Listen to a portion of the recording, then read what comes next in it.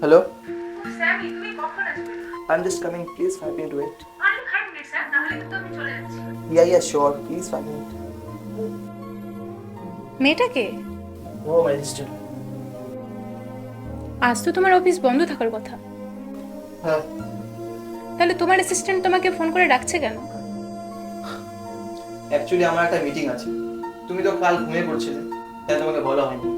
আর হ্যাঁ, তুমি খাওয়া দাওয়া করে ঘুমিয়ে পড়ো, আমার একটু খেতে দিয়ে হবে। কেন, তুমি ডিনার করবে না? না, তুমি খেয়ে ঘুমিয়ে পড়ো। গাড়ির চাবিটা খুঁজে পাচ্ছি না, তুমি কি দেখেছো?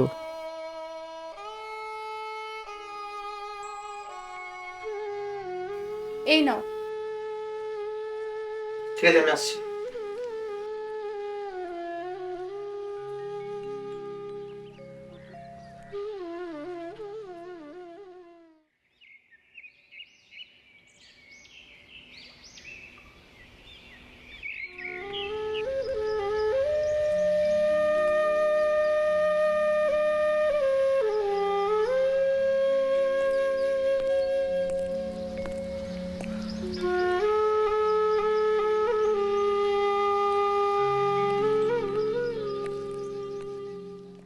খাবার নিয়ে এসেছি, আসো আগে খেয়ে নাও।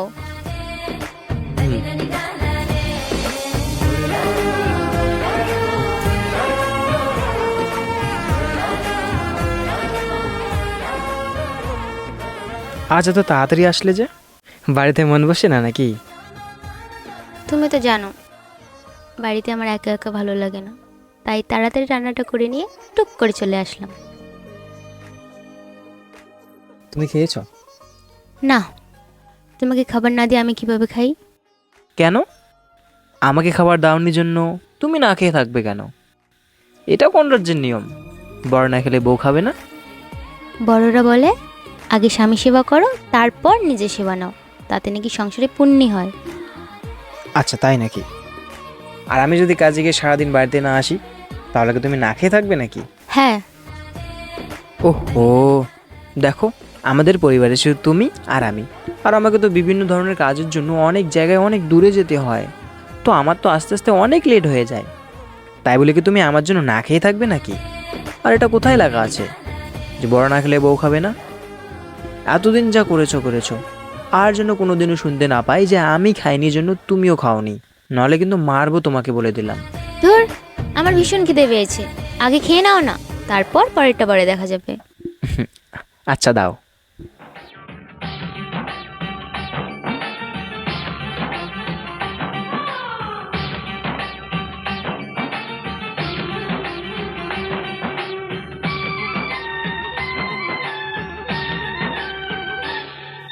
কি দেখছো?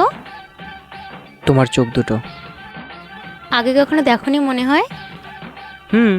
দেখেছি, কিন্তু কখনো বলার সুযোগ পাইনি, তাই আজ বলে দিলাম। কোথায় দেখছো? আমার দিকে তাকাও, একটু হাসো।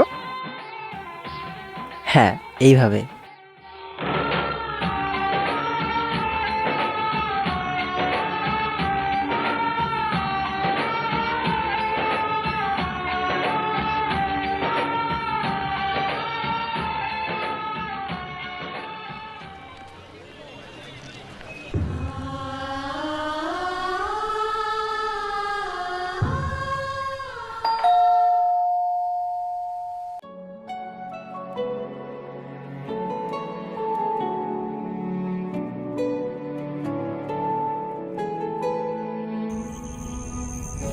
তুমি এখনো ঘুমাওনি?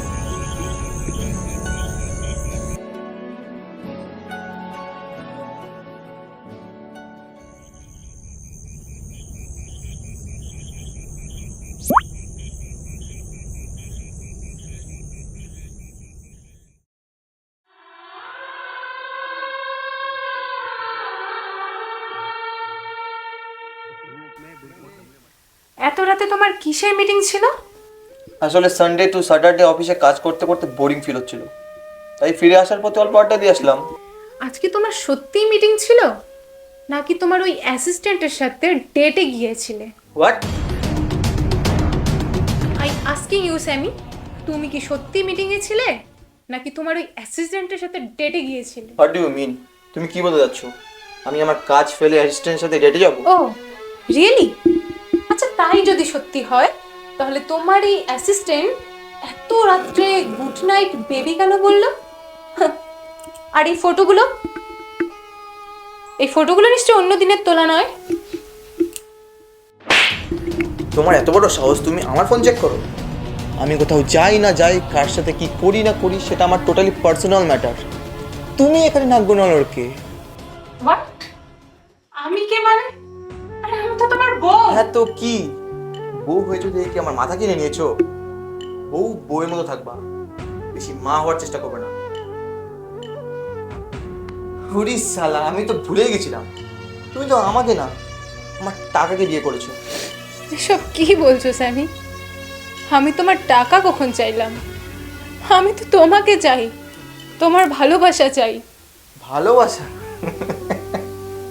যদি তুমি সত্যি ভালোবাসার মানে বুঝতে, তবে তুমি আমার না, আজ অন্য কারো বউ হতে। তবে আর যাই বলো, ভালোবাসার কথা তোমার মুখে মানায় না। মানে? মনে পড়ে সেই পুরনো কথা, ছেলেটা তোমাকে কতই না ভালোবাসছিল। আচ্ছা শোনো, একটা কথা বলি। কি? যতদিন না আমাদের বিয়ে হচ্ছে ততদিন পর্যন্ত আমাদের রিলেশনটা সিক্রেট রাখাই ভালো। কেন? তুমি তো বাবাকে চেনোই। বাবা যদি জানতে পারে আমি তোমার সঙ্গে রিলেশনে আছি, তাহলে তো বাবা আমার কালকেই বিয়ে দিয়ে দেবে।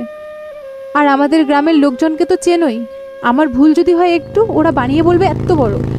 তার জন্য ভীষণ ভয় লাগে। বর্ণালী, তুমি এখানে? হ্যাঁ, এই তো স্কুলে যাচ্ছিলাম।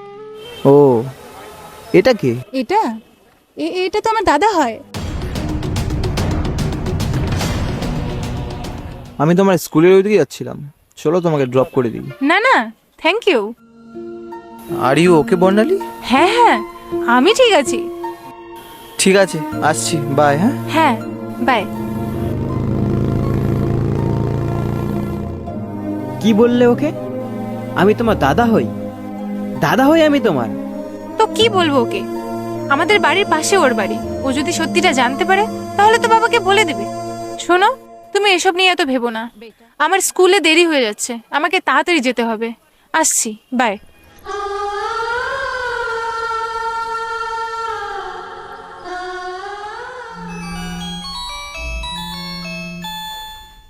হ্যালো, বলছিলাম আমার পার্সেলটা একটু তাড়াতাড়ি নিয়ে আসবেন।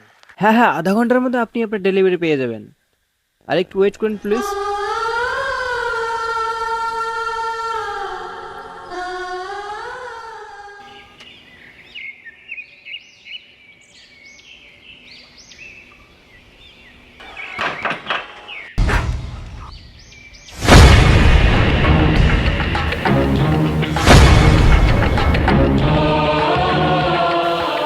তুমি এখানে? তুমি আমার পিছু নিচ্ছিলে সজল?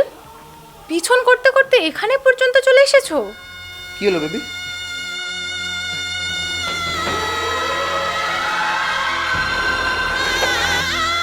এই তোমার স্কুল ছিল? ও মাই গড, এইবার বুঝতে পারছি এই জন্য তুমি আমাদের রিলেশনটা সিক্রেট রাখতে চেয়েছিলে।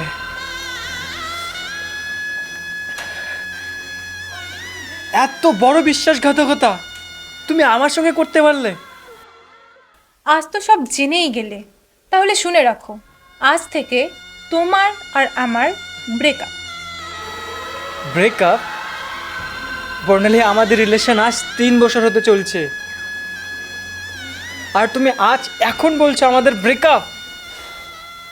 আরে আমি তো তোমার জন্য পুরো পৃথিবীর সঙ্গে লড়তে রাজি। ব্যাস, অনেক হয়েছে নাটক।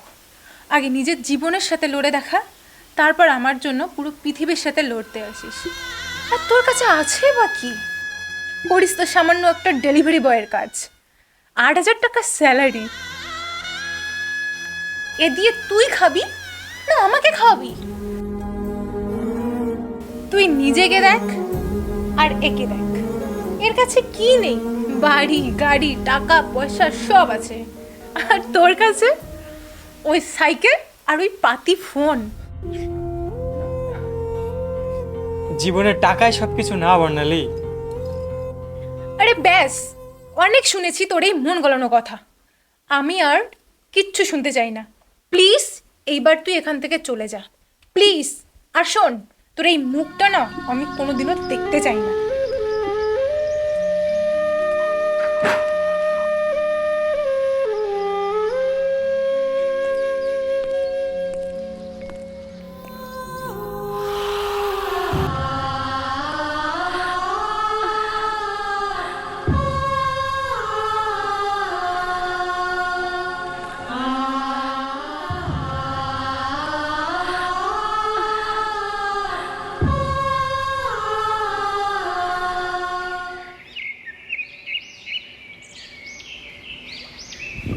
সাজলদা ভালো আছো তো? হ্যাঁ ভাই, ভালো।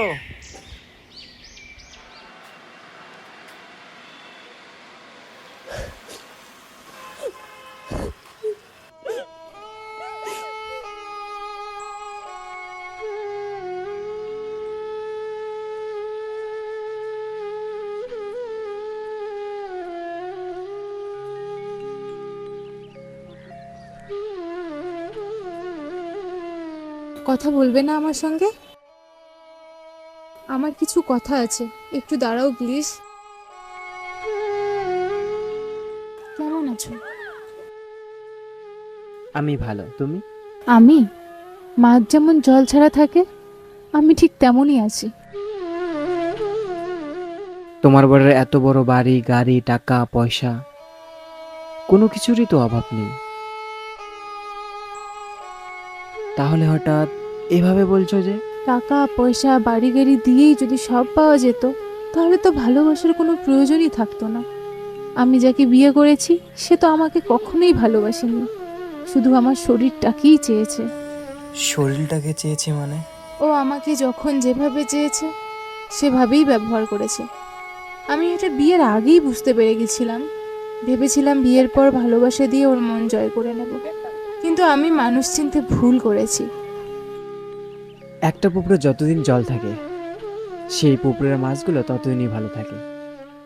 আর যখন একটু একটু করে জল শুকিয়ে যায়, তখন সেই পুকুরের মাছগুলোকে বক বা চিল ধরে খেয়ে নেয়। আমি তোমাকে বলেছিলাম না, জীবনে টাকাই সব কিছু না। টাকা দিয়ে তুমি আর যাই কিনতে পারো না কেন, কখনো কারো মন কিংবা ভালোবাসা কিনতে পারবে না। আমি মানুষ চিনতে ভুল করেছি সজল, আমাকে ক্ষমা করে দাও প্লিজ। ক্ষমা আমি তোমাকে সেদিনই করে দিয়েছিলাম, যেদিন তুমি আমার না অন্য কারো হয়েছিলে। তোমার কি আমার কথা এখনো মনে পড়ে? তুমি আমার প্রথম ভালোবাসা ছিলে, তাই তোমার কথা মনে পড়াটা খুব স্বাভাবিক। বিয়ে করনি? হ্যাঁ করেছি। ওই যে দেখতে পাচ্ছ, ওইটা আমার বউ। খুব সহজ সরল, হয়তো আমি তার প্রতিটা আবদার মেটাতে পারি না, তারপরেও সে আমাকে কখনো ছেড়ে যাওয়ার কথা ভাবে না।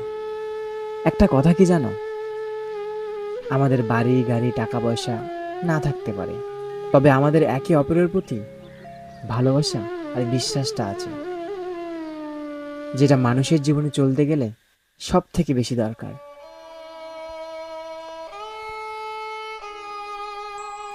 আসছি, ভালো থেকো। টাকাই যে মানুষের জীবনে সবকিছু, এটা মিথ্যে কথা না। কিছুটা সত্যি, তবে কিছুটা মিথ্যা। টাকা সবার জীবনে সবকিছু হলেও কারো জীবনে কিছুই না, কারণ টাকা দিয়ে সব কেনা যায়, কিন্তু কখনো কারো ভালোবাসা কিংবা মন কেনা যায় না। তাই সঠিক মানুষটাকে চিনতে শিখো, ভালো করে বাঁচতে শিখো, আর সময় থাকতে সেই মানুষের কদর করতে শিখো। ভালো থাকবেন। দেখা হচ্ছে নতুন কোনো একটা শর্ট ফিল্মে।